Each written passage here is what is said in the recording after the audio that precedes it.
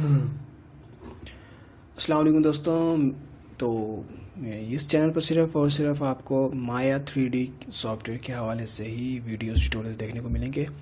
और आज से हम अपनी ट्यूटोरियल सीरीज स्टार्ट करें जिसमें हम माया को बेसिक से एडवांस लेवल तक सीखेंगे।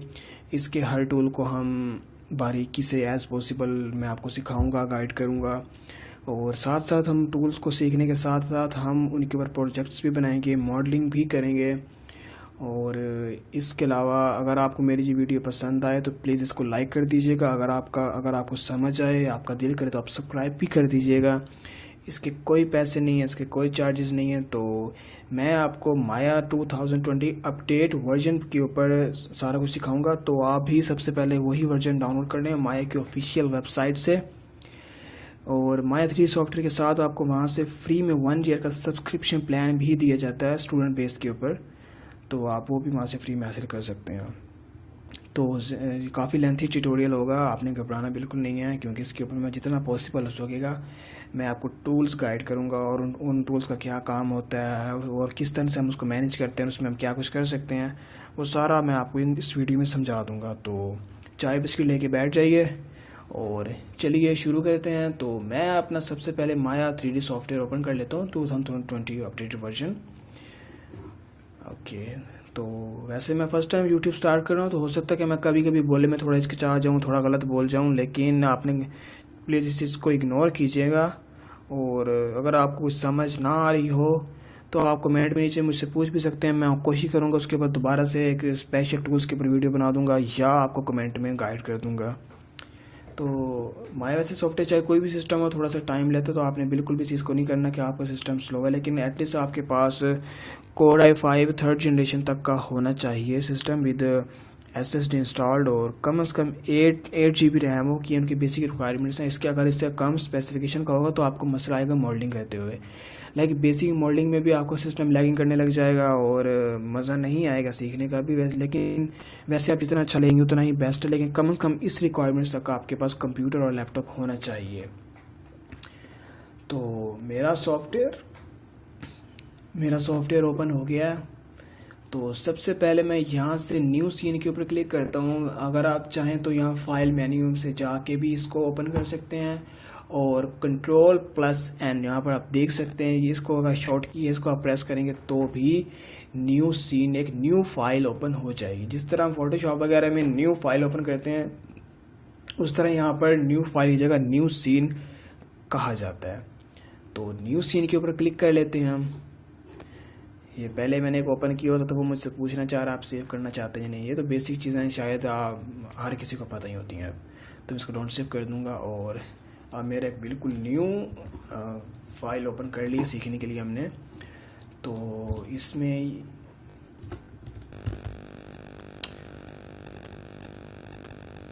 तो जी बिस्मिल्लाहिर्रहमानिर्रहीम। तो सबसे पहले अब मैं सोच रहा था कि पहले आपको कोई चीज़ सिखा दूँ, लेकिन सबसे पहले हम इंटरफेस के ऊपर बात कर लेते हैं कि ये सॉफ्टवेयर वैसे तो बहुत बड़ा लेकिन आपको छोटा सा लग रहा होगा, लेकिन इसमें सबसे बड़ी चीज़ है कि इसमें हर काम का एक मोड बनाया गया, हर काम का एक अलग से थीम बनाया गया, हर काम के अलग से ऑप्शन हैं पड़े। अगर जैसे आप एक नए कैटेगरी में जाएंगे, नया मोड सेलेक्ट करेंगे तो ये सारे ऑप्शन चेंज हो जाते हैं। तो सबसे पहले देखते हैं कि इसमें फर्स्ट में है फाइल। इसमें आप यहाँ से फाइल क्रिएट कर सकते हैं, सेव कर सकते हैं, ये चीज़ें वगैरह। इसके अलावा एडिट के कुछ टूल्स वगैरह हैं, डिलीट वगैरह के टूल्स हैं। इसके अलावा क्रिएट की कुछ फाइल्स हैं, इसमें मॉडलिंग वगैरह यहाँ से यूज़ होती है। इसके अलावा selection, modify display, window, mesh, curve, surface, deform, UV वगैरह, ये इसके सारे टूल्स वगैरह जो मॉडलिंग में इस्तेमाल होते हैं इस टाइम। अब मैं आपको बताता हूँ मोड के बारे में। तो मोड है यहाँ पर, यहाँ पर आप देख रहे हो मॉडलिंग क्लिक किया हुआ है। यहाँ पर जैसे आप देखेंगे तो इसमें एनिमेशन का अलग से मोड है, रिगिंग का अलग से है, एफएक्स का अलग से है, रेंडरिंग का अलग से है। इवन कि आप चाहें तो अपनी मर्जी का भी एक मोड बना सकते हैं अपने काम के लिहाज से। तो जब आप ये आगे जाएंगे तो आपको समझ आ जाएगी कि आपको कौन सा मोड सेलेक्ट करना है और किस तरह से आप कस्टमाइज़ कर सकते हैं। फिलहाल तो हम सिर्फ मॉडलिंग के ऊपर बात कर रहे हैं, तो मैं यहाँ से कोई भी और मोड्स नहीं सेलेक्ट करूँगा। मिसाल के तौर पर फिर भी मैं आपको बता देता हूँ, अगर मैंने रिगिंग का सिलेक्ट किया तो सारी ये सेटिंग चेंज हो गई है, मेन्यू चेंज हो गया है, ऑप्शंस चेंज हो गए हैं। एनिमेशन में और है, एफएक्स में और है, रेंडरिंग में और है।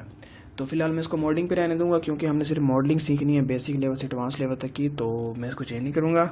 इसके अलावा इसके साथ में फिर न्यू फाइल, सेव का बटन, रेडो और एंडो वगैरह का इसके बटन, इसके अलावा स्नैपिंग वगैरह का है पड़ा।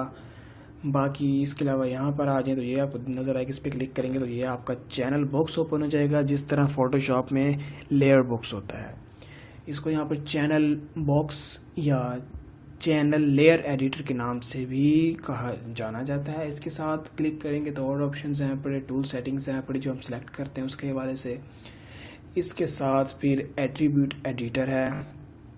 आप एक काम करें, सबसे पहले तो आप साथ में एक पेंसिल कॉपी भी लेके रख लें, ताकि इसमें काफ़ी सारे शॉर्ट कीज़ हैं पड़ी। इवन कि कीबोर्ड का कोई भी बटन प्रेस करेंगे तो हर बटन के ऊपर एक शॉर्ट की है, तो आपके लिए आसानी होगी अगर आप साथ में पेंसिल कॉपी लेके रखेंगे और साथ साथ आप शॉर्ट कीज़ को नोट करते जाएंगे, तो इन फ्यूचर आपके बहुत काम आएंगे। क्योंकि अगर बंदा कभी काम कर रहा हो तो कुछ भूल जाता है, तो बंदा बार बार यूट्यूब या वीडियोज़ पूरी लेंथी ना बैठ के देखे, फ़ौरन कॉपी खोले और शॉर्ट की देख ले।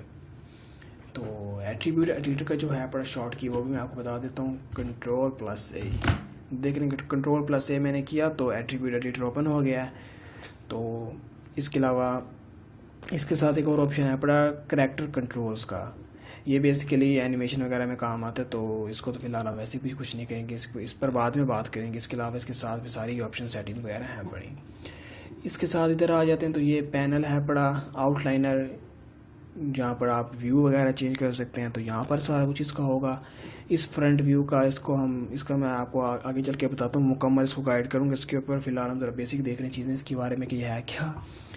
और इसके साथ यहाँ पर आते हैं तो ये इसकी कुछ बेसिक टूल्स हैं जो यहाँ पर हैं पड़े, आपको नज़र आ रहे हैं। इसमें ये सेलेक्ट टूल है, सिलेक्शन टूल है, लेसर टूल है, पेंट सिलेक्शन टूल है, मूव टूल है, रोटेट टूल है, स्केल टूल है।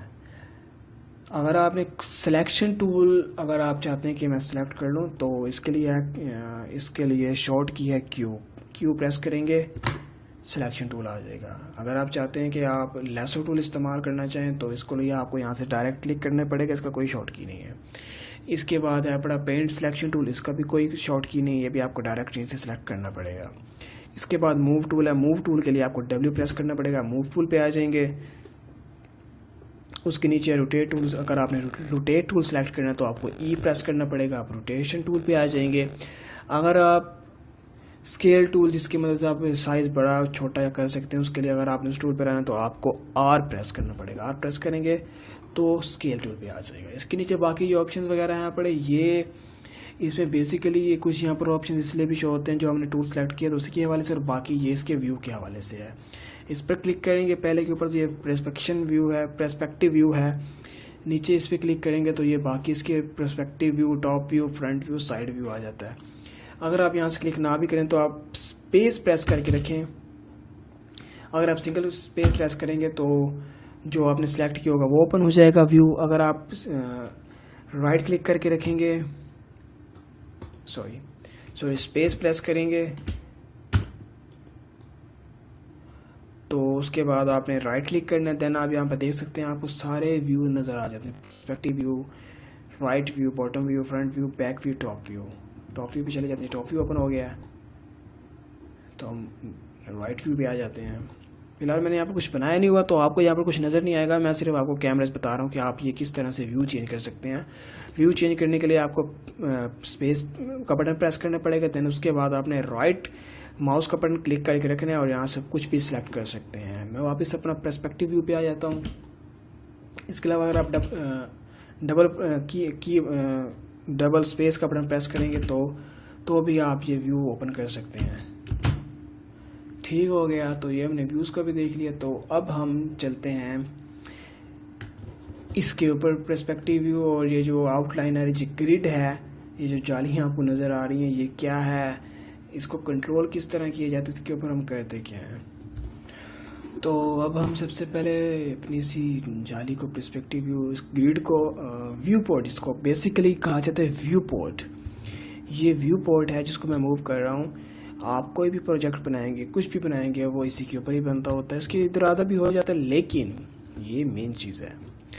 तो इसको हम कंट्रोल किस तरह कर सकते हैं, तो आपने कीबोर्ड से आल्ट प्रेस करना है, देन उसके बाद आपने माउस से लेफ्ट क्लिक करना है, तो देन आप इसको मूव कर सकते हैं। अगर आप सिर्फ माउस से राइट क्लिक करेंगे तो आप कुछ भी नहीं कर पाएंगे। इसको मूव करने का जो शॉर्ट किया हुआ है alt plus right mouse button, sorry left mouse button, alt plus left mouse button, तो आप इसको मूव कर सकते हैं। देन आप इसको अगर आप चाहते हैं इसको आपने जूम करना है तो आपने आल्ट का बटन प्रेस करना है, देन आपने व्हील जो माउस में होता है मिडल बटन, उसको आपने जूम इन या जूम आउट वहाँ से आप इसको कर सकते हैं, जिस तरह हम नॉर्मली फोटोज़ के ऊपर करते होते हैं। ठीक हो गया। अगर आप चाहते हैं अगर आप इसे राइट क्लिक करके रखें माउस का तो भी आप इसको अगर आप माउस को अपनी तरफ खींचेंगे तो ये जूम होगा, अगर माउस को कंप्यूटर लैपटॉप की तरफ लेके जाएंगे तो ये जूम आउट होगा। ठीक हो गया। अगर आप चाहते हैं कि इसको आप जूम इस तरह ना करें, आप इसको वैसे ज़रा खींचे तो आप आल्ट प्रेस करके रखेंगे, देन माउस का जो बटन होता है थर्ड व्हील वाला बटन, आप उसको प्रेस करके रखेंगे तो आप इस तरह से भी इसको मूव कर सकते हैं। तो ये बेसिकली अगर आपने व्यू पोर्ट को मूव करना है, जूम आउट करना है, जूम इन करना, कुछ भी करना है तो आपको कीबोर्ड से आल्ट का बटन प्रेस करना है, देन उसके बाद आप इसको माउस से कंट्रोल कर सकते हैं। शॉर्ट कीज लिख लीजिएगा साथ में, आपको आगे बहुत काम आएंगी। और इसके अलावा बहुत से और भी तरीके हैं इस व्यू पोर्ट को चेंज करने के, कैमरास को व्यू को चेंज करने के, वो भी मैं आपसे पहले शेयर कर लूँ। तो हमने स्पेस बार प्रेस किया, सिंगल प्रेस किया तो हमारे पास इस तरह से आ गया। अगर आप चाहते हैं कि ये पैनल चेंज करना तो आप इसको यहाँ से क्लिक करके छोटा या बड़ा भी कर सकते हैं। ठीक है। जब हम मॉडलिंग करते हैं तो हमें काफ़ी व्यूज एनिमेशंस के लिए तो हमें साइडों से उनको भी देखना पड़ता है कि कहाँ से किस तरह से लग रहा है, तो ये छोटे बड़े करने पड़ते हैं, तब ये काम बहुत आता है। आप इसको अप एंड डाउन से भी छोटा बड़ा कर सकते हैं।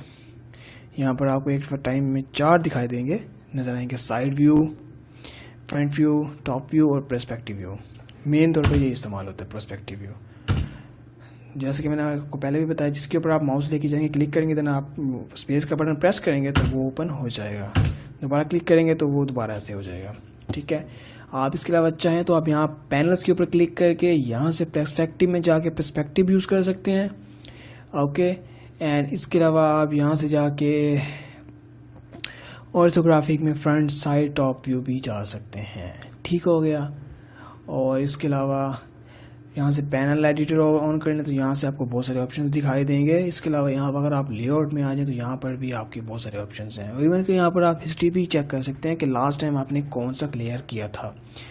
यहाँ पर हिस्ट्री में ये 5 लास्ट व्यूज़ को सेव रखता है। अगर हम इसके ऊपर क्लिक करें तो ये नेक्स्ट, प्रीवियस, नेक्स्ट वगैरह हमें सारा बताएगा कि हमने कौन कौन से किए थे। आप चाहें तो इसको चेंज भी कर सकते हैं हिस्ट्री को। ठीक हो गया। मैं इसको नहीं छोड़ूंगा, मैं इसको 5 ही रहने दूंगा। ठीक हो गया। और इसके बाद अगर आप यहाँ साइड पर हैं तो ये भी कैमरा व्यू ही है, आप यहाँ से देख सकते हैं, चेंज कर सकते हैं। ठीक हो गया। आप चाहें तो यहाँ से क्लिक कर सकते हैं। आप एक टाइम में सिंगल व्यू देखना चाहते हैं, 2 पैनल देखना चाहते हैं, 2 पैनल स्टैक देखना चाहते हैं, 3 पैनल्स, यहाँ से सारे ऑप्शंस आपको दिखाई दिए जाएंगे। इवन कि आप यहाँ से चेंज इमेज भी कर सकते हैं। चेंज इमेज क्या है, ये जो है पर इसका आइकॉन ये चेंज हो जाएगा। मैं इसको अब इस तरह से चेंज कर देता हूँ तो ठीक हो गया।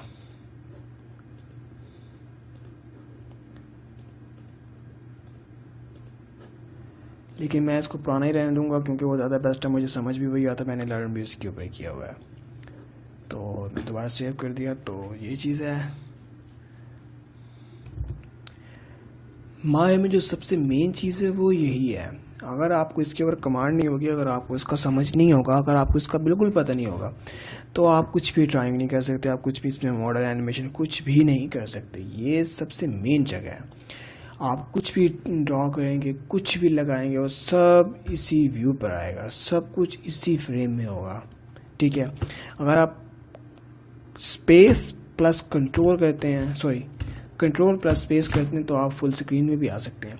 लेकिन आप फुल स्क्रीन में बैठ के तब काम कर सकते हैं जब आपके पास कमांड्स आपको सारी याद होंगी। मैंने आपको पहले भी कहा कि आप साथ में नोटबुक और पेन लेके रखें और साथ साथ आप लिखते हैं तो आपके आगे बहुत काम आएंगी। तो control plus control plus space bar button press करके आप इस तरह से फुल स्क्रीन में आ जाएंगे और यहाँ पर आप इजी बैठ के काम कर सकते हैं। तो लेकिन मुझे भी नहीं चाहिए, तो मैं दोबारा से control plus space bar button press करके इसको दोबारा नॉर्मल व्यू में ले आता हूँ। और इसके अलावा आप ये नीचे देख रहे हैं, ये जो है टाइमलाइन, ये एक्चुअली एनिमेशन में यूज़ होती है, वीडियो को एनिमेट करने के लिए इस्तेमाल होती है। इसके साथ ही इसकी सारी फ्रेम्स रेट वगैरह चीज़ें हैं पड़ी। तो जब हम एनिमेशन पे जाएंगे तो मैं आपको ये भी गाइड कर दूंगा। तो ठीक है, अब हम इसके बाद आते हैं टूल्स के ऊपर। ठीक है, तो सबसे पहले हम सिलेक्शन टूल के बारे में जानते हैं कि ये क्या करता है। इसका शॉर्ट की मैंने आपको पहले बता दी, क्यू प्रेस करेंगे तो सिलेक्शन टूल हम ऑन कर लेंगे। ठीक है, इसके लिए आपको बार बार यहाँ पर क्लिक नहीं करना पड़ेगा। तो अब इसको एक्सप्लेन करने के लिए मैं यहाँ पर कुछ ड्रॉ कर लेता हूँ। मिसाल के तौर पर मैंने यहाँ पर ड्रॉ कर लिया है बॉक्स, क्यूब, ओके गुड। ठीक है, तो अब मैं इसको ऐसे लेफ्ट क्लिक करके टूल ऑन करता हूँ और मैं करता हूँ तो ये सिलेक्ट हो गया। ठीक है,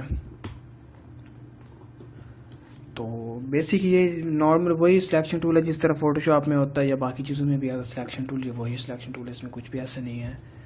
ठीक हो गया, ये सिलेक्ट कर सकते हैं। इवन कि हम शिफ्ट प्रेस करके सिंगल क्लिक करके भी इनको सिलेक्ट कर सकते हैं। ओके, ठीक हो गया। और इसके अलावा इसके नीचे दूसरा टूल आता है लासो टूल। ठीक है, इसका कोई शॉर्ट की नहीं है, मैंने आपको पहले भी बताया था। इसकी मदद से भी हम ये चीज़ करते हैं, हम ऐसे ड्रॉ करते हैं, सिलेक्ट हो गया, बड़ा ड्रॉ करेंगे तो सारा सिलेक्ट हो जाएंगे। ओके, और बेसिकली ये जब हम मोल्डिंग कर रहे होते हैं तो वहाँ पर हमें काम आता है। तो फिलहाल इसका ऐसा कोई काम, लेकिन मैं आपको बताना चाह रहा हूँ, ये भी सिलेक्शन टूल होता है। ओके, और अगर आप शिफ्ट प्रेस करके कुछ सेलेक्ट करना चाहते हैं लासो टूल के जरिए तो वो काम नहीं करता। इसको आप ड्रॉ करके सेलेक्ट कर सकते हैं पेंसिल की तरह। Got it. इसके बाद तो इसके भी काफ़ी सारे, ये इसकी मुकम्मल एक वीडियो मुझे अलग से बनानी पड़ेगी सिलेक्शन टूल की। तो ये मैं इसको अभी फ़िलहाल के लिए स्किप कर रहा हूँ, इसको हम आगे चल के लर्न करेंगे इसका क्या काम होता है और किस तरह से करता है। ठीक है, इसके बाद हम नीचे आ जाते हैं मूव टूल के ऊपर। इसका शॉर्ट की है W। जैसे मैं W प्रेस करूँगा तो ये ऑटोमेटिक सेलेक्ट हो जाएगा। तो इसका बेसिक काम क्या होता है? इसका बेसिक काम होता है कि ऑब्जेक्ट्स को मूव करना। ठीक है, जैसे मैं किसी ऑब्जेक्ट के ऊपर क्लिक करता हूँ तो ये सिलेक्शन में आ जाता है। मैं इसको चाहूँ तो यहाँ येलो जो साइन है इसके ऊपर क्लिक करूँगा, देन इसको मैं मूव कर सकता हूँ। लेकिन अगर मैं चाहूँ कि मैं इसको डायरेक्शन में करूँ तो फिर मैं इसकी क्या कहते हैं एरोस को क्लिक करूँगा तो उसकी मदद से मैं मूव कर सकता हूँ। मिसाल के तौर पर अगर मैं राइट या लेफ्ट में करना है मूव, देन मैं रेड एरो पे क्लिक करूँगा। अब मैं इसको सिर्फ इसी डायरेक्शन में ही मूव कर पा रहा हूँ। ठीक हो गया। अगर मैं चाहता हूँ up and front end back में जाऊँ तो फिर मैं ब्लू वाले भी क्लिक करूँगा। सेम उस तरह ग्रीन अप एंड डाउन भी काम करता है। अगर इसको मैं फ्री स्टाइल मूव करना चाहता हूँ फिर मैं इसकी सेंटर वाले इस पर क्लिक करूँगा। ठीक हो गया, इसका ये काम है, बड़ा मूव टूल है इसका काम। मैं एक वक्त में एक से ज़्यादा टूल्स को भी मूव कर सकता हूँ, सॉरी एक से ज़्यादा ऑब्जेक्ट्स को भी मूव कर सकता हूँ। करना क्या है, उसके लिए मुझे शिफ्ट प्रेस करना है, सिलेक्ट करना है, देन उसके बाद इनको मैं इकट्ठा मूव कर सकता हूँ। इनके और भी बहुत से तरीके हैं, हम इनको इकट्ठा क्या क्या कर सकते हैं। तो जैसे जैसे हम आगे सीखते जाएंगे तो आपको मैं सारा कुछ एक्सप्लेन करता जाऊँगा। ठीक हो गया, इस टूल का ये काम है बड़ा। अगर आप चाहें तो यहाँ से पकड़ के भी आप इसको move and up and down कर सकते हैं, उनके इन एरोस को भी। ठीक है, और अगर आपने व्यू पोर्ट को सेम, अगर आप इस तरह हो जाता है कि आप कुछ मूविंग कर रहे हैं या कुछ कर रहे हैं तो ये ऊपर नीचे इस तरह से हो जाता है कि आप दोबारा इसको सही तरह से लेके नहीं आ पा रहे होते। तो आपने करना क्या है, सिंपल कीबोर्ड से F प्रेस करना है तो फोकस मोड में आ जाएगा। जो आपने सेलेक्ट किया होगा उसके फोकस में आ जाएगा। मिसाल के तौर पर मैंने अभी गोले को सिलेक्ट कर लिया तो मैं जैसे आप प्रेस करूँगा तो सिर्फ उसको फोकस कर लेगा। ठीक हो गया, तो ये फोकस का शॉर्ट की है F, इसको भी आप नोट डाउन कर लें। ओके, सिलेक्ट ऑल करके मैं कीबोर्ड से प्रेस डिलीट का करता हूँ तो डिलीट हो जाता है। देन उसके बाद अगला है जी रोटेशन टूल। रोटेशन टूल, इसका शॉर्ट की है E for elephant, E। Okay, इसको भी आप नोट डाउन कर लें, मैंने आपको पहले ही बताया था। तो अब इसको मैं समझाने के लिए मुझे फिर से कुछ ड्रॉ करना पड़ेगा। मैं ये ड्रॉ कर लेता हूँ। ओके, अब मैंने ई प्रेस किया हुआ है, तो जैसे मैं ई प्रेस करूँगा तो सिलेक्शन टूल आ जाएगा और ये इसका है मूविंग एरिया, ये इसकी कमांड है, इसके ज़रिए हम इसको पकड़ के मूव कर सकते हैं। अब मैं चाहता हूँ ये राइट टू लेफ़्ट या लेफ़्ट टू राइट मूव हो, तो मैं सेंटर वाली लाइन को पकड़ूंगा, उसको इस तरह कर दूँगा। अगर इस लाइन को पकड़ के मैं ऊपर नीचे करूँगा या आगे पीछे करूँगा तो ये मूव नहीं करेगा, ठीक है। अगर इसको मैं चाहता हूँ कि मैं इसको अप एंड डाउन मूव करूँ तो फिर मैं इसकी ब्लू लाइन को पकड़ लूँगा, तो इस तरह अप एंड डाउन हो रहा है। अगर मैं इसको चाहता हूँ राइट टू लेफ्ट इस तरह से, तो फिर मैं इसकी रेड लाइन को पकड़ लूँगा तो इस तरह मूव करेगा, ठीक हो गया। ये इसका काम है बड़ा। किसी भी ऑब्जेक्ट को हम अपने मर्जी के मुताबिक मूव करने के लिए हमें रोटेट करने के लिए रोटेट टूल को इस्तेमाल करना पड़ता है, चीज़ों को एडजस्ट करने के लिए। इसका सिर्फ इतना काम है बड़ा। हम चाहें तो एक वक्त में हम एक से ज़्यादा चीज़ों को भी कर सकते हैं। मिसाल के तौर पर मैं रोटेशन टूल सेलेक्ट करता हूँ, शिफ्ट प्रेस करके दोनों को सेलेक्ट कर लेता हूँ, देन करता हूँ, तो ये देख सकते हैं दोनों मूव कर रहे हैं इकट्ठे। मैंने दोनों को सेलेक्ट किया हुआ इसलिए। इसके बाद आ जाता है जी स्केल टूल। स्केल टूल का शॉर्ट कोड है R, नोट डाउन कर लें आप। और इसका काम क्या होता है? इसका काम होता है चीज़ों को छोटा या बड़ा करना। ओके, वैसे इसके और भी बहुत से आगे काम आएंगे, लेकिन वो हर चीज़ के हवाले से होगा, हर टाइम के से लिहाज से होगा और बाकी टूल्स के हवाले से होगा। लेकिन इसका जो बेसिक काम है स्केल टूल, चीज़ें छोटा बड़ा करना, रीसाइज करना, ठीक है। मैंने स्केल टूल इस टाइम किया हुआ है ऑन। अब अगर मैं चाहता हूँ कि मैं इसको राइट टू लेफ्ट या लेफ्ट टू राइट, इन दोनों का मतलब मैं छोटा करूँ, तो मैं फिर ये देख सकते हैं इसके जो व्यू के हवाले से रेड आ रहा है, मैं रेड के ऊपर क्लिक करके इसको इस तरह छोटा, मोटा या पतला कर सकता हूँ। ओके, अगर मैं चाहूँ कि मैं इसको यार इस तरह से ऊपर से नीचे रीसाइज करूँ, तो फिर मैं ब्लू के ऊपर क्लिक करूँगा। ओके, सेम इसी तरह ग्रीन से भी वही होगा। और मैं चाहूँ अगर मैं चाहता हूँ कि इसको हर तरह से मैं बराबर अंदाज में रीसाइज करूँ, तो फिर इसके सेंटर वाले इस आइकॉन पे क्लिक करके इसको इस तरह कर सकता हूँ, ठीक हो गया। इसका काम ये है पड़ा। बाकी और मूड्स में जाके इसके काम थोड़े से चेंज भी हो जाते हैं, लेकिन बेसिक इसका काम ये है पड़ा। तो दोस्तों, इसके अलावा हम कुछ भी अगर हम काम करें किसी ऑब्जेक्ट के ऊपर, उसको मूव करें, रोटेट करें, रीसाइज करें, डिलीट करें, कुछ भी करें, तो उसकी एक वैल्यू क्रिएट होती है, उसकी एक हिस्ट्री क्रिएट होती है, उसकी एक लेंथ, उसकी एक रिकॉर्ड क्रिएट होता है। तो वो हम कहाँ से चेक कर सकते हैं? मैंने आपको स्टार्ट में बताया था हमारे लेयर बॉक्स, चैनल बॉक्स वगैरह, तो वो यहाँ से चेक होती है। मैं यहाँ से चैनल बॉक्स ओपन कर लेता हूँ और मेरा यहाँ पर ये सिलेंडर सिलेक्टेड है पड़ा। ओके, तो यहाँ पर आप देख सकते हैं PC सिलेंडर 1, इसमें ये चीज़ें बता रहा है कि ये ट्रांसलेट X में कितना है, रोटेट X में कितना है, स्केल X में कितना है, विजिबिलिटी इसकी ऑन है या नहीं। मैं ऑफ करता हूँ, ये गायब हो जाएगा, ऑन करता हूँ वापस आ जाएगा। मिसाल के तौर पर इस टाइम मैं इसको रीसाइज कर रहा हूँ, तो मैं जैसे रीसाइज के ऊपर क्लिक करता हूँ तो आप देख सकते हैं स्केल X की वैल्यू चेंज हो रही है, क्योंकि मैं यहाँ से उसके ऊपर काम कर रहा हूँ, ठीक हो गया। अगर मैं रोटेशन के ऊपर आता हूँ, रोटेट टूल ऑन करता हूँ, तो मैं इसको रोटेट करता हूँ तो रोटेट X चेंज हो रहा है, रोटेट Y चेंज हो रहा है, Z भी चेंज हो रहा है। मूव करता हूँ, मूव के ऊपर ट्रांसलेट में अपडेटिंग आ रही है, ठीक हो गया। मैं जो भी ऑब्जेक्ट सेलेक्ट करता हूँ, हर ऑब्जेक्ट की यहाँ पर डिटेलें आ जाती हैं। और इसके अलावा एक चीज़ का आपने ये भी ध्यान रखना है कि अगर आप इसको यहाँ से मूव आउट करना चाह रहे हैं, तो आपने यहाँ से मूव सेलेक्ट करना है या उसकी सही कमांड लगानी है। ये कभी भी नहीं होगा कि अगर आपने रोटेट टूल सेलेक्ट किया और आप इसको मूव करना चाह रहे हैं, तो ये कभी भी नहीं होगा। इस चीज़ का आपने ख़ास ख्याल रखना है, इस चीज़ को आपने नज़रअंदाज नहीं करना। अगर इन केस कभी आपसे इस तरह की मिस्टेक हो जाती है कि आप गलत टूल सेलेक्ट करके आप हमें खींच देते हैं कुछ भी, तो उसकी सिलेक्शन गलत हो जाती है, उसकी साइज़, रोटेशन कुछ भी चेंज हो जाती है, तो आपने Ctrl+C करना, तो वो अपनी वापस प्रीवियस जगह पर आ जाएगा। उसके बाद आप यहाँ से चेंज कर सकते हैं Ctrl+C। ये बेसिक कमांड्स हैं जो कि माया ने चेंज नहीं की, जो बेसिक कंप्यूटर या बाकी सॉफ्टवेयर फोटोशॉप में यूज़ होती हैं, तो वो यहाँ पर भी इस्तेमाल होती हैं, तो आप वो यूज़ कर सकते हैं, ठीक हो गया। रोटेशन टूल क्या पड़ा है, तो ये आप देख सकते हैं इसका इतना बड़ा सर्कल है। अगर आप चाहें तो इसको छोटा बड़ा भी कर सकते हैं। छोटा करने के लिए आपने माइनस के ऊपर क्लिक करना है, माइनस बटन कीबोर्ड से। अगर आप इसको बड़ा करना चाहते हैं तो आप प्लस का बटन दबाइए, तो ये भी छोटा या बड़ा हो जाता है। ठीक हो गया। अब हम चलते हैं आगे। तो ठीक है, अब इसके बाद हम मोल्डिंग के ऊपर आ जाते हैं। तो मैं इसको सबसे पहले डिलीट कर देता हूँ, इसका कोई काम नहीं है, कुछ भी नहीं चाहिए। तो हम सबसे पहले स्टार्ट करते हैं पॉली मोल्डिंग से। पॉली मोल्डिंग यहाँ से आप क्लिक करेंगे पॉली मोल्डिंग के ऊपर, तो ये ओपन हो जाएगा। यहाँ से भी आप मॉडल्स उठा सकते हैं, या आप क्रिएट पे जाएंगे, यहाँ से पॉलीगन पैरामीट्रिक्स में जाके यहाँ से भी आप ऑन कर सकते हैं। ठीक है, यहाँ से भी आप मॉडल उठा सकते हैं। अगर आपने कुछ भी मॉडल तैयार करने हैं तो पॉली मोल्डिंग के जरिए आप बहुत आसानी से और बहुत ही जल्दी चीज़ें बना सकते हैं। ठीक हो गया। तो कुछ इसमें ऑप्शंस होते हैं, मैं आपको बता दूं उन ऑप्शंस का फ़ायदा क्या है, वो ऑन किस तरह होते हैं, अगर वो ऑफ हो तो तब क्या होता है। तो मिसाल के तौर पर मैं सबसे पहले यहाँ पर एक बॉक्स क्रिएट करता हूँ। तो जैसे मैंने क्लिक किया तो मैंने ड्रैग करके इसको बना लिया। ओके, ये मैंने सेटिंग चेंज की तो तभी मुझे इतना ईजी है, मतलब विद इन 2 क्लिक्स में अपने साइज़ का एक बना लिया मैंने, अपनी मर्जी के हिसाब से एडजस्ट कर लिया। ओके, डिलीट कर दूंगा इसको। अब मैं बताता हूँ कि जब आप इसको फ्रेश इंस्टॉल करेंगे तो तब ये किस तरह का होगा।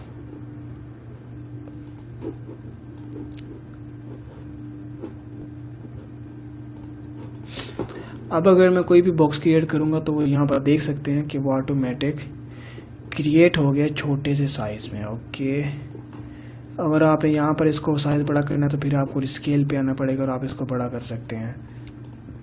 इस तरह से टाइम लग जाता है। तो यहाँ से आप सेटिंग चेंज कर सकते हैं। आप पॉलीगॉन पैरामीटर्स में आके यहाँ से इंटरैक्टिव क्रिएशन पे क्लिक करके ये टूल ऑन कर सकते हैं। आप ये ड्रैग एंड ड्रॉप वाला scene, sorry drag and drop नहीं होगा, लेकिन ड्रैग देन इसको आप छोटा या बड़ा कर सकते हैं, बना सकते हैं। मैंने वो टूल ऑन कर लिया। मैं बॉक्स क्रिएट कर दूंगा। जैसे मैं बॉक्स क्रिएट करने के लिए बॉक्स पे क्लिक करूंगा तो यहाँ पर देख सकते हैं कि मेरे माउस एरो पे प्लस का निशान आ गया, मतलब टूल ऑन हो गया। सबसे पहले मैं इसकी लेंथ क्रिएट कर लूँगा, देन ड्रैग अप करके इसकी हाइट क्रिएट कर लूँगा। आप इसको ऊपर भी बड़ा कर सकते हैं, नीचे से भी बड़ा कर सकते हैं, यह आपके ऊपर डिपेंड करता है। ठीक हो गया। जैसे मैं क्लिक करूँगा उसके बाद मेरा जो प्रीवियस टूल सिलेक्टेड होगा वो मूव टूल है, रोटेट टूल है, सिलेक्शन टूल है या स्केल टूल है, तो वो यहाँ पर ऑटोमेटिक आ जाएगा। ओके, तो मैं यहाँ से भी इसको छोटा बड़ा कर सकता हूँ, मैं यहाँ से इसको मूव भी कर सकता हूँ, मैं यहाँ से इसको स्केल भी कर सकता हूँ, रोटेट भी कर सकता हूँ। ओके, ठीक हो गया ये। और इसके अलावा मैं यहाँ से और भी काफ़ी सारे मॉडल्स हैं जो मैं यूज़ कर सकता हूँ। मिसाल के तौर पर मैं टॉर्च का यूज़ कर सकता हूँ। ठीक हो गया।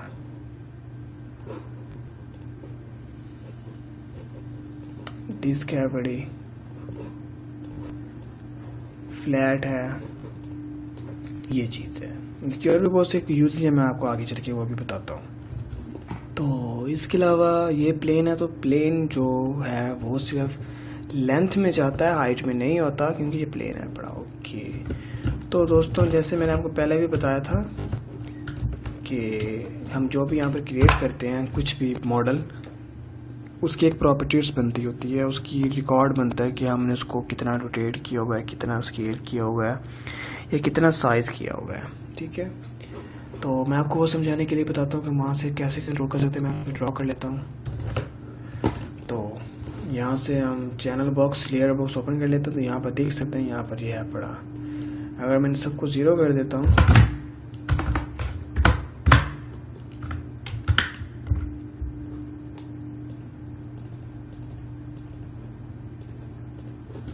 तो ये ओके, अगर मैं यहाँ सब कुछ 0 कर देता हूँ तो देख सकते हैं ये ख़त्म हो गया, क्योंकि मैंने इसका कुछ भी नहीं छोड़ा, ये क्लियर हो गया। ओके, तो हम यहाँ से भी इसको कंट्रोल कर सकते हैं। मिसाल के तौर पे मैं यहाँ से चाहूँ तो इसको ट्रांसलेट या सॉरी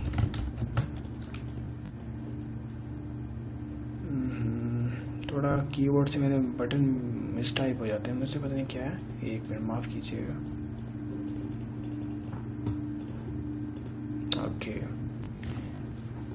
तो मैं यहाँ से चाहूँ तो इसको रोटेट यहाँ से बाय कीबोर्ड के जरिए भी कर सकता हूँ, देख सकते हैं आप। मैं इसको चाहूँ तो यहाँ से छोटा बड़ा भी कर सकता हूँ।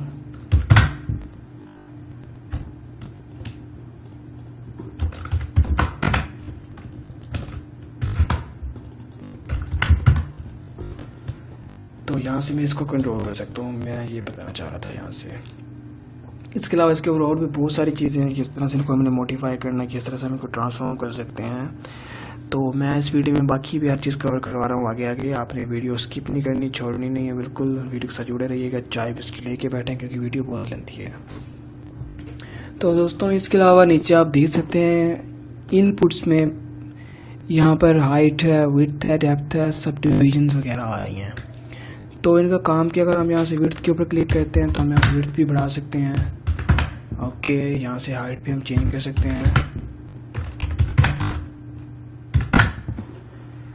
और इसके अलावा यहाँ पर कुछ sub division width, sub division heights आ रही हैं। ओके, ये क्या है, बेसिकली ये जो लाइंस आपको नज़र आ रही हैं ये होती हैं, ये मैं विड्थ में लाइंस चेंज कर देता हूँ, बहुत ज़्यादा कर दी हैं, सॉरी।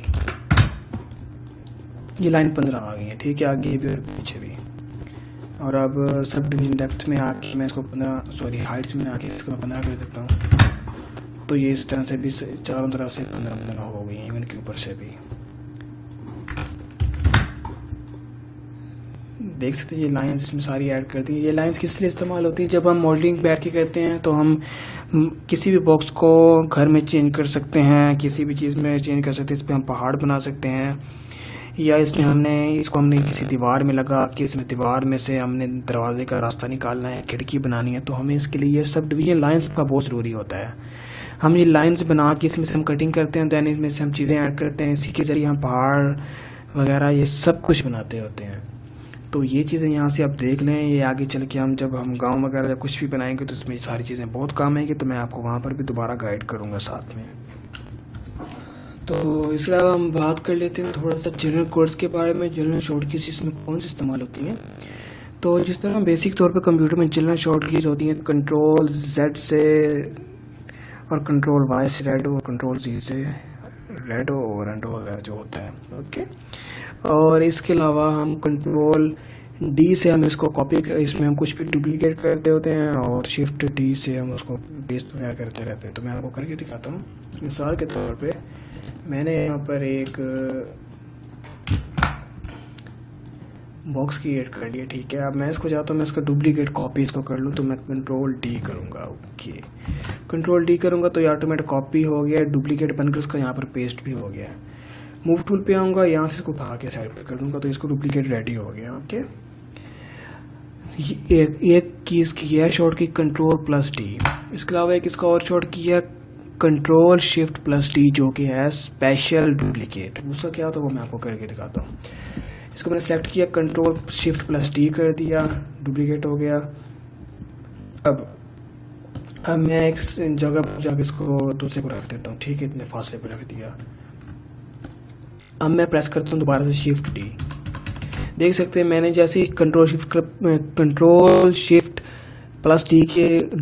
को प्रेस करके एक डुप्लीकेट क्रिएट किया, और उसको जो फासला मैंने रखा, जो मैंने साइज सेम उसी साइज पे और उसी फासले पे Shift+D प्रेस करते हुए स्पेशल डुप्लीकेट ऑटोमेटिक अपडेट हो गया। ओके, मैं अब सबसे एंड वाले को फिर से कंट्रोल Shift+D कर देता हूँ, एक स्पेशल कॉपी हो गया।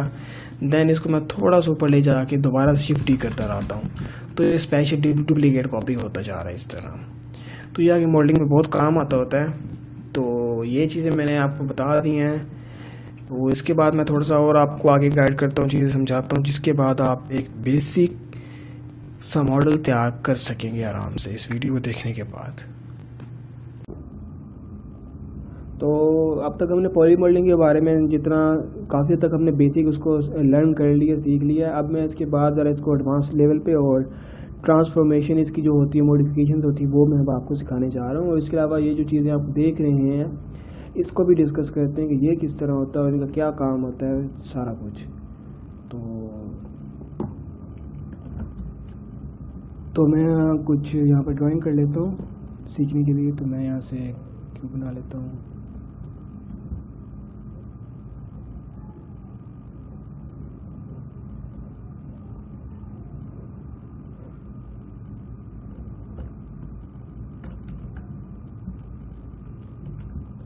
ठीक हो गया।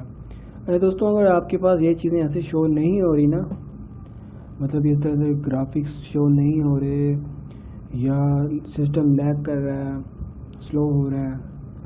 तो उसकी वही वजह मैंने आपको स्टार्ट में बताया था कि आपको सिस्टम लो एंड कॉन्फ़िगरेशन को होगा, लो ग्राफिक्स होंगे, लो रैम या प्रोसेसर होगा तो इसी तरह ही करेगा। लेकिन अभी बिगिनर लेवल पर हैं तो आप एक काम करें, आप कीबोर्ड से 4 प्रेस करें तो ये वायर मोड में चला जाएगा। इस तरह से ये होगा कि ये ग्राफिक थोड़ा कम यूज़ करना लग जाएगा, तो हो सकता है कि आपका सिस्टम फिर लैग ना करे। आप इसको प्रेस 4 करके फिलहाल लर्न कर सकते हैं। अगर आप प्रेस 5 करेंगे तो ये फिर से शेड डिस्प्ले में आ जाएगा, 4 प्रेस करेंगे तो ये वायर डिस्प्ले में चला जाएगा। ये इसके अलावा वैसे भी हाई एंड ग्राफिक्स पर भी ये चीज़ बहुत काम आती है। जब हमने मॉडलिंग करनी होती है, जब हमने इंचेस मैच करने होते हैं या किनारे मैच करने होते हैं, चीज़ें इस तरह, तो हमें ये वायर मोड ही काम आता है वहाँ पर। ये प्लीज़ नोट डाउन कर लें, ये आगे आपको बहुत काम आएगा। तो इसके बाद जैसे दोस्तों अब मैं किसी एक ऑब्जेक्ट को सिलेक्ट करता हूँ, मिसाल के तौर पर मैंने इस बॉक्स को सिलेक्ट कर लिया, देन इसके बाद मैं अपने माउस से राइट क्लिक करके बैठता हूँ, तो ये देख सकते हैं आपके सामने ये कुछ क्लॉकवाइज कुछ ऑप्शंस आ रहे हैं, लाइक एज है, ऑब्जेक्ट मोड है, यूवी है, मल्टी है, फेस है, वर्टेक्स फेस है, वर्टेक्स है। तो मैं आज अब इस जो चीज़ें हैं वो मैं ये डिस्कस करने जा रहा हूँ कि इनमें इनसे होता क्या है, ये क्या चीज़ें हैं। तो स्किप नहीं करनी वीडियो यहाँ से। तो सबसे पहले हम ऑब्जेक्ट के ऊपर बात करते हैं। ऑब्जेक्ट मोड क्या है? ऑब्जेक्ट मोड ये जो हम चीज़ ये सामने है, ये हमारा ऑब्जेक्ट है और ये इसका मोड है। ऑब्जेक्ट मोड में हम सिर्फ चीज़ों को इस तरह से देख सकते हैं, लेकिन हम इसमें कोई ज़्यादा डीप लेवल पे कोई भी मॉडिफिकेशंस नहीं कर सकते। अगर हम इसमें कुछ भी करेंगे ना अप्लाई, लाइक हम इसको अगर रीसाइज के ऊपर भी क्लिक करते हैं, हम इसको रीसाइज करें, स्केल करते हैं, तो ये ओवरऑल हो जाएगा, ओके, या वन साइडेड हो जाएगा। हम इसको ज़्यादा मॉडिफाई नहीं कर सकते, ठीक है। तो अगर हम इसको ज़्यादा मॉडिफाई करना तो हम सबसे पहले आ जाते हैं फेस मोड के ऊपर। हम सबसे पहले फेस मोड को डिस्कस करते हैं। फेस मोड क्या है? फेस मोड जैसा कि नाम से ही आया पड़ा फेस, तो अब फेस मोड हमने सेलेक्ट कर लिया, तो अब हम इसके हर फेस को अलग से एडिट कर सकते हैं, मॉडिफाई कर सकते हैं, डिलीट कर सकते हैं, हर चीज़ कर सकते हैं। इसमें पहले देखते हैं कि इसमें कितने फेस हैं। 1 2 3, ये 4, ये 5, ये 6। तो एक बॉक्स में 6 फेसेस हैं। हम हर फेस को अलग से मॉडिफाई कर सकते हैं, लेकिन कैसे? फेस मोड सेलेक्ट करने के बाद। मिसाल के तौर पर अगर मैं पहले जैसे कर रहा था स्केल, तो ये ओवरऑल स्केल हो रहा था, हर तरह से ये मूवमेंट कर रहा था। लेकिन अब अगर मैं चाहूँ तो सिर्फ इस एक फेस को सिलेक्ट करके मैं इसको करता हूँ, आर प्रेस करके स्केल में आ जाता हूँ, देन इसको मैं करता हूँ। तो देख सकते हैं सिर्फ ऊपर वाला फेस ही मूव कर रहा है, स्केल हो रहा है, छोटा हो रहा है, या उसके साइड वाले लिंक्ड है। लेकिन अगर हम चाहें तो इन लिंक फेसेस को भी हम अनलिंक करके देन सिर्फ इसी को हम छोटा या बड़ा कर सकते हैं। वो भी मैं आपको बताऊंगा आगे चल के, लेकिन नीचे वाला बिल्कुल नहीं हो रहा, ठीक है। तो फेस मोड में ये चीज़ें होती हैं। जब हमने कोई खिड़की, दरवाज़ा वगैरह बनाना होता है, या हमने कुछ भी छोटी मोटी चेंजिंग करनी होती है किसी एक ऑब्जेक्ट में या किसी एक लाइन में या किसी दीवार में, तो ये फेस मोड वहाँ पर काम आता है बहुत ज़्यादा, ठीक होगी। इवन कि अगर मैं चाहूँ तो यहाँ से अगर मैं वैसे ऑब्जेक्ट मोड में जाके ये मैं डिलीट करना चाहूँगा बॉक्स के किसी एक फेस को, तो ये डिलीट नहीं होगा। अगर मैं डिलीट करूँगा तो ये मुकम्मल डिलीट हो जाएगा। लेकिन मैं चाहता हूँ कि सिर्फ एक साइड इसकी डिलीट हो, तो उसके लिए मुझे करना यही पड़ेगा, फेस मोड में आऊँगा, यहाँ से मैं कोई एक सेलेक्ट करूँगा, देन प्रेस डिलीट करूँगा तो वो डिलीट हो जाएगा। सिर्फ एक फेस डिलीट होगा, बाकी मुकम्मल ये अवेलेबल है अभी। तो ये कि अगर मैं इसको मूव करना चाहूँ, अगर मैं इसको ऑब्जेक्ट मोड में मूव करूँगा तो ये मुकम्मल मूव हो जाएगा, ठीक है। लेकिन मैं चाहता हूँ यार मैं किसी एक किनारे से इसको मूव करूँ, तो उसके लिए भी मुझे फेस मोड सेलेक्ट करना पड़ेगा। मैं इसका सिर्फ ये फेस भी चाहता हूँ मूव हो जाए, तो आप देख सकते हैं ये सिर्फ यहाँ से मूव हो गया, बाकी ये वहीं पर रुका हुआ है। मैं नीचे से मूव करना चाहूँ तो नीचे से मूव हो जाएगा, लेकिन बाकी पूरे का पूरा वहीं पर खड़ा हुआ है। तो ये चीज़ है बड़ी ईवन। अब हम इसके ऊपर आ जाते हैं ऑब्जेक्ट मोड। अब मैं आ जाता हूँ इस गोले के ऊपर, इसको हम करके देखते हैं इसमें क्या होता है। तो अब देख सकते हैं कि इस पर जितने भी आपको ये लाइनें नज़र आ रही हैं, जितने भी आपको इसमें बॉक्सेस नज़र आ रहे हैं, ये सारे के सारे इसके फेसेस हैं, ठीक है। अगर मैं चाहता हूँ इसमें कुछ छोटी मोटी मॉडिफिकेशंस करूँ तो ये वैसे तो पूरे का पूरा मूव हो रहा है या पूरे का पूरा इस छोटा हो, लेकिन मैं चाहता हूँ इसमें छोटी छोटी चेंजिंग करूँ, तो उसके लिए भी मुझे फेस मोड सेलेक्ट करना पड़ेगा। अब मैं किसी एक फेस को सिलेक्ट कर लेता हूँ, मैं चाहूँ तो डिलीट कर दूँ, मैं चाहूँ तो उसको सिर्फ उसी एक बॉक्स को मैं मूव कर सकता हूँ। देख सकते हैं मैं किसी एक जगह से पकड़ के उसको खींच सकता हूँ सिर्फ फेस मोड पे। तो इसी तरह से हम इन चीज़ों को इस्तेमाल करके आगे हम काफ़ी सारे मॉडल्स तैयार करेंगे इन्हीं टूल्स के ऊपर। ये बेसिक टूल हैं, इसके बगैर मॉडलिंग पॉसिबल ही नहीं है। तो आपको इनके ऊपर बहुत ज़्यादा कमांड करनी पड़ेगी, आपको इनकी छोटी छोटी बारीकियों को समझना पड़ेगा, तो ही बात बनेगी। ठीक है, तो मैं इसको वैसे डिलीट कर देता हूँ अब। ठीक हो गया। लेकिन अगर इसको मैं फेस मोड में बैठ के डिलीट करूँगा तो ये मुकम्मल डिलीट भी नहीं होता। ओके, कुछ चीज़ें बच जाती हैं। तो आपने इसको करना क्या है, आपने ऑब्जेक्ट मोड में आना, देन इसको पकड़ के डिलीट कर देना। ये डिलीट इस तरह होगा। ओके, मैं इसको डिलीट कर देता हूँ, मैं इसको भी डिलीट कर देता हूँ। तो इसके बाद अब हम कहते हैं जी, मैं कुछ दोबारा ड्रॉ कर लेता हूँ ताकि मैं अब आपको अगला मोड समझा सकूँ कि उसमें क्या होता है। Okay, it is enough. तो पहले हमने फेस सीखा। ओके, देन अब इसके बाद हम आ जाते हैं एज मोड पे। ओके, अब मैं आपको बताता हूँ कि एज में होता क्या। फेस मोड में हम पूरे का पूरा फेस सेलेक्ट करते हैं, लेकिन एज मोड में हम एक एक लाइन सेलेक्ट कर सकते हैं। जितनी लाइंस होंगी, जितने इसमें पॉइंट्स होंगे, उस हिसाब से हम एडिट कर सकते हैं। ठीक है, एक एक लाइन को हम मूव कर सकते हैं, रोटेट कर सकते हैं, डिलीट स्टोरेज नहीं कर सकते, रोटेट मूव वगैरह कर सकते हैं। मिसाल के तौर पर अब पहले हम पूरा पूरा फेस मूव कर रहे थे, अब हम एक लाइन से इसको मूव कर सकते हैं। देख सकते हैं आप, एक एक लाइन,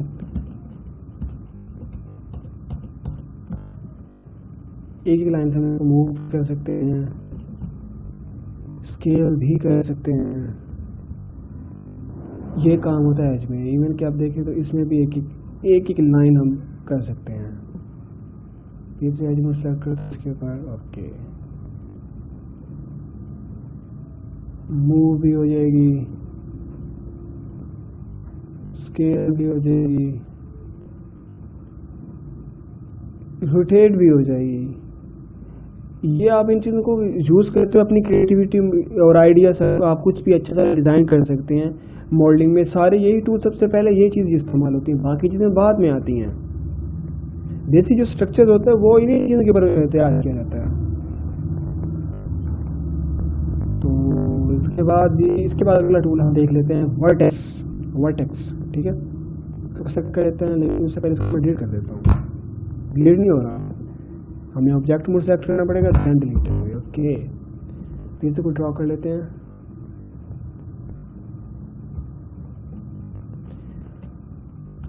अब देखते हैं जी वर्टेक्स क्या है। वर्टेक्स में ओके, फेस में हम पूरा फेस सेलेक्ट करते हैं, एज में हम लाइन सेलेक्ट करते हैं, और वर्टेक्स में हम पॉइंट सेलेक्ट करते हैं। जितने पॉइंट होंगे हम उसको उतने पॉइंटों के हिसाब से एडिट कर सकते हैं। हम एक ये वाला कोना इसका पकड़ लेते हैं और इसमें हम करते हैं मूव। ये कोई मूव हो रहा है, ठीक है, देख सकते हैं आप।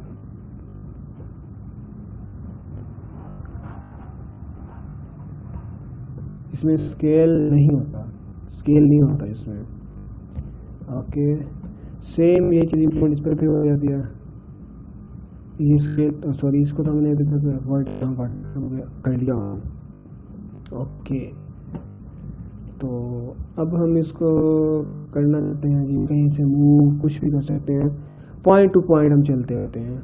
हम इसमें अपनी कुछ भी क्रिएटिव डिज़ाइन कर सकते हैं, जो हमारे ऊपर डिपेंड करता होता है।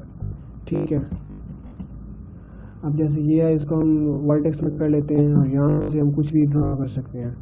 ये पकड़ लिया, ठीक है,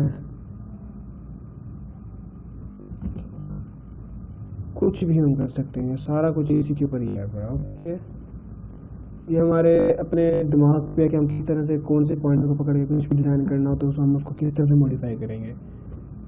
बाकी सारा कुछ इस तरह ही होता है। ठीक हो गया। तो इसके बाद अब हम आ जाते हैं वर्टेक्स फेस के ऊपर। ये कोई इतना खास नहीं है, ये क्या चीज़ है मैं आपको बता दूँ। तो जैसे हम इसके ऊपर क्लिक करेंगे किसी ऑब्जेक्ट को सिलेक्ट करके, तो ये सारा कुछ उसके अंदर बाहर से खोल के आपके सामने रख देगा। देख लो भाई ये बाहर से ऐसे है और अंदर से ऐसे है। ठीक है, इसमें आप सिर्फ ये चीज़ें देख सकते हैं, इसके अलावा इसमें कुछ भी और ख़ास नहीं होता। कोई टूल इसके ऊपर काम नहीं करेगा, कुछ भी नहीं होगा। ओके, हम इसको दोबारा वापस ऑब्जेक्ट मोड में आ जाते हैं। ठीक है, तो हमने अब तक एज देख लिया, वर्टेक्स देख लिया, वर्टेक्स फेस देख लिया, फेस देख लिया, यूवी रह गया। लेकिन यूवी मैं अभी नहीं करूँगा इसमें क्लियर, क्योंकि यूवी एक बहुत बड़ा टॉपिक आ जाता है इसमें। इसमें पूरा एक मैन्यूअल बनाया हुआ है, देख सकते हैं आप। तो इसको ज़रा डिटेल में अलग से ट्यूटोरियल बना के आपको समझा दूँगा। और उसके बाद अब आ जाते हैं जी हम मल्टी मोड के ऊपर। मल्टी मोड क्या, ये मैं आपको बताता हूँ। जैसे मल्टी मोड पे क्लिक करेंगे ना, तो ये जितने भी इसमें मोड हैं, एज, वर्टेक्स, फेस वगैरह, ये सारे के सारे मल्टी मोड में एक साथ एक्टिव हो जाएंगे। मिसाल के तौर पर अब मैंने मल्टी मोड एक्टिवेट किया हुआ है, तो मैं चाहूँ तो फेस सेलेक्ट करूँ, मैं चाहूँ तो एज सेलेक्ट करूँ, मैं चाहूँ तो वर्टेक्स सेलेक्ट करूँ। ठीक है, ये सारे मोड एक ही मल्टी मोड में एक्टिवेट हो जाते हैं। ठीक हो गया। तो मल्टी मोड का काम ये होता है कि हम एक ही मोड के ज़रिए कुछ भी मॉडिफाई कर सकते हैं। हम लाइन खींच सकते हैं, ठीक है, हम पॉइंट से काम कर सकते हैं, ठीक है, हम फेस से काम कर सकते हैं, कुछ भी इस तरह कर सकते होते हैं। ठीक हो गया। तो इसका काम ये है अपना। तो इसके बाद अब सबसे पहले मैं इनको डिलीट कर देता हूँ, ऑब्जेक्ट मोड में आता हूँ। ठीक है, और इनको मैं सबको सिलेक्ट करके डिलीट कर देता हूँ। ठीक हो गया। अब हम ज़रा सा और मॉडिफिकेशन के ऊपर आ जाते हैं। मिसाल के तौर पे मैंने यहाँ पे एक बॉक्स क्रिएट कर लिया। ओके, थोड़ा बड़ा हो गया, सॉरी।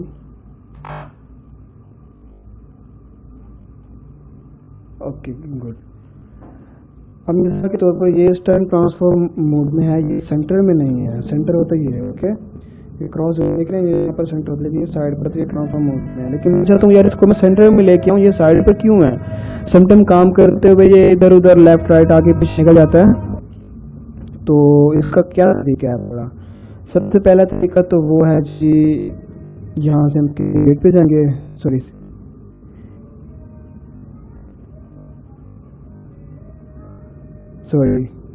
मॉडिफाई पे जाएंगे, और यहाँ से हम रीसेट ट्रांसफॉर्मेशन पे क्लिक करेंगे तो ये ऑटोमेटिक सेंटर में आ जाएगा। देख सकते हैं ये सेंटर में आ गया। एक तरीका ये है पड़ा, और दूसरा तरीका है पड़ा, मैंने आपको पहले भी बताया था कि हमारा हम जो भी काम करते हैं, कुछ भी छोटा मोटा मूवमेंट करते हैं, तो उसका एक रिकॉर्ड क्रिएट होता है, एक लॉग बनता होता है। वो हम उसको जाएंगे फिर से चैनल बॉक्स में, लेयर बॉक्स में, यहाँ पर हम अपना क्यूब ओपन करेंगे, तो यहाँ पर आप देख सकते हैं यहाँ पर भी ये चीज़ें आ रही हैं। मिसाल के तौर पर मैं इसको यहाँ से करता हूँ जी मूव, मूव करके यहाँ पर लगी, तो यहाँ पर देख सकते ट्रांसलेट अपडेट हो गया। अगर मैं यहाँ से इसको 0 कर दूँ तो अभी ये सेंटर में आ जाएगा। ओके, आप चाहते हैं यार ये भी ज़रा मुश्किल है, साइड पर है, क्यों इधर क्लिक करें जाके हम। तो एक और तरीका भी है पड़ा, ऑब्जेक्ट को सिलेक्ट करना है, प्रेस पेज का बटन दबाना है, और यहाँ से मॉडिफाई के ऊपर आ जाना है, इसे ट्रांसफॉर्मेशन करना है, तो अभी ये इस तरह हो जाएगा। मैं आपको करके दिखाता हूँ। प्रेस पेज बटन, मॉडिफाई, इसे ट्रांसफॉर्मेशन, सेंटर में आ गया। ठीक हो गया, एक तरीका ये हो गया। अब एक और चीज़ है कि आप चाहते हैं यार ये जो इसके अंदर है पड़ा, ये गिज्मो, इसको गिज्मो कहते हैं। ये जो लाइन्स आ रही नजर आपको, रेड ब्लू ग्रीन वगैरह, ये जो लाइंस हैं इनको हम गिज्मो कहते हैं। और इसकी सेंटर में ये जो एक येलो कलर का आपको एक बॉक्स छोटा सा नजर आ रहा है, ये वाला, इसको हम कहते हैं पॉइंट पॉइंट। इसके अलावा डॉब के सॉफ्टवेयर में इसको, डॉबी के सॉफ्टवेयर में इसको हम एंकर पॉइंट भी कहते होते हैं। ओके, तो इसको हमने किस तरह से मॉडिफाई करना है, इसको हमने सेंटर में इधर उधर कैसे लेके जाना है, तो इसका काम क्या था वो मैं आपको बताता हूँ। तो सबसे पहले तो आपने डी प्रेस करना है। जैसे डी प्रेस करेंगे तो ये एक्टिव एडिट मोड में आ जाएगा। एक मिनट यार, यहाँ से अगर आप एडिट मोड में आ जाएगा, जैसे आप माउस का राइट क्लिक करेंगे तो यहाँ से आपको नजर आएगा रीसेट पॉइंट, तो इस तरह क्लिक करेंगे सेंटर में आ जाएगा। लेकिन इससे पहले हम इसको राइट पे लेके जाते हैं, हम इसको साइड पे लेके चले गए, देन राइट क्लिक करके रीसेट पॉइंट पे करेंगे तो ये सेंटर में आ जाएगा। ओके, और डी प्रेस करेंगे तो आप इसको मूव कर सकते हैं। डी के अलावा एक और बटन भी है पड़ा, वैसे कंट्रोल जी से भी ये रीसेट हो जाता है, लेकिन कंट्रोल जी से इसके बाद अगर आपने कोई मॉडिफिकेशन की होगी तो पहले वो रीसेट होगी, उसके बाद ये अपनी जगह पर आएगा। तो इस तरह टाइम लग जाता है। इसके अलावा एक और ऑप्शन भी है आपका, आप अपने कीबोर्ड से इंसर्ट का बटन प्रेस करेंगे तो भी ये एक्टिवेट हो जाएगा एडिट के लिए। इंसर्ट पे क्लिक करेंगे, ये एडिट मोड में आ जाएगा, हम इसको मूव कर सकते हैं। ओके, एक इसके अलावा एक और ऑप्शन भी है पड़ा, मॉडिफाई में जाएंगे हम, फिर से सेंटर पॉकेट पे क्लिक कर देंगे, वापस इधर आ गया। अगर आप चाहते हैं कि इसका साइज छोटा बड़ा तो आप इसके लिए प्लस और माइनस का बटन से इसको कर सकते हैं। ठीक हो गया। अब ये होता क्यों है, मिसाल के तौर पर अगर मैंने अब बॉक्स क्रिएट किया है जी, ठीक है, और मैं इसको अब रोटेट करूंगा, सेंटर से होगा क्योंकि मैंने इसको सेंटर से रखा हुआ है। मेरा जिमो जो है वो है सेंटर में, पिवट पॉइंट सेंटर में। मैं इसको रोटेट करूंगा तो ये सेंटर से रोटेट हो रहा है। ओके, अगर मैं इसको डी प्रेस करूंगा, इसको मैं लेके आ जाऊंगा जो साइड पर किनारे में। ओके, अब मैं इसको अगर रोटेट करूंगा तो ये किनारे से रोटेट होगा।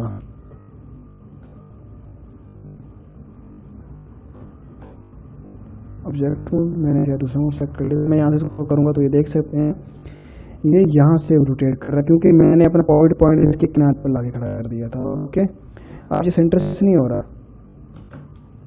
सेंटर से किस तरह करना है, मुझे अब इसको रीसेट करना पड़ेगा। रीसेट के लिए यहाँ से मोड पे जाके सेंटर पर कर देंगे तो ये सेंटर में हो जाएगा। अब हम इसको मूव करेंगे तो ये सेंटर से हो रहा है। तो जब हम एनिमेशन का काम कर रहे हैं, जब हम छोटी मोटी मॉडिफिकेशन कर रहे हैं तो तब हमें ये पॉइंट की पोजीशन का बड़ा ख्याल रखना पड़ता है, तब हमें ये चीज़ बहुत काम आती है। तो प्लीज़ आप ये कमांड्स, ये तरीके नोट डाउन कर लें, या आपको आगे बहुत काम